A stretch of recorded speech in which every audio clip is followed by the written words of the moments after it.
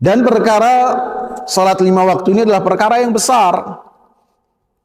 Rasulullah sallallahu alaihi wasallam sampai mengatakan al-ahdul ladzi bainana wa bainahum as-salah. Perbedaan antara kita dan mereka itu salat.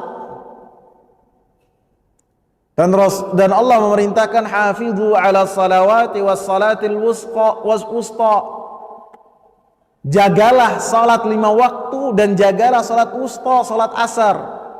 Wa qumu lillahi qanitin, dan berdirilah dalam melaksanakan salat 5 waktu dalam keadaan taat kepada Allah, dalam keadaan diam, dalam keadaan takut kepada Allah subhanahu wa ta'ala.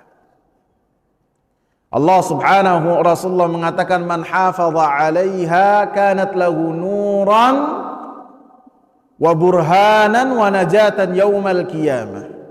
Siapa yang menjaga salat 5 waktu, artinya terus menerus menjaga, selama dia hidup dalam keadaan apapun, dalam perjalanan, memiliki air ataupun tidak, ia senantiasa menjaga salat 5 waktu, maka pada hari kiamat Allah subhanahu wa ta'ala berikan kepadanya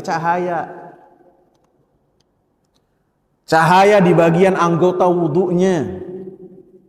Dan ini hanya dimiliki oleh umatnya Nabi Muhammad, karena wudu itu telah disyariatkan sebelum umatnya Nabi Muhammad.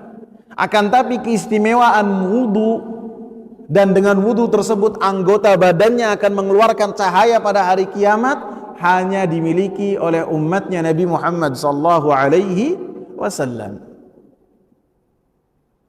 Wa burhan wa najah yaumal qiyamah, dan dia akan memiliki cahaya, memiliki bukti, dan memiliki keselamatan pada hari kiamat. Dan siapa yang tidak menjaga salat 5 waktu, maka dia tidak memiliki cahaya pada hari kiamat, bahkan tidak memiliki cahaya ketika ada di dunia, karena as-salatu nur. Salat itu cahaya yang akan menerangi hidup seseorang, hati seseorang, dan wajah seseorang. Beda antara seorang yang sholat dengan tidak sholat, kelihatan beda.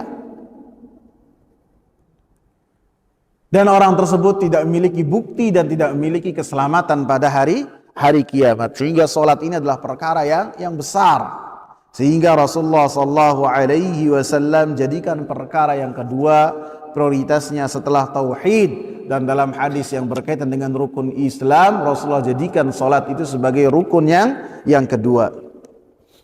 Sehingga orang yang tidak sholat itu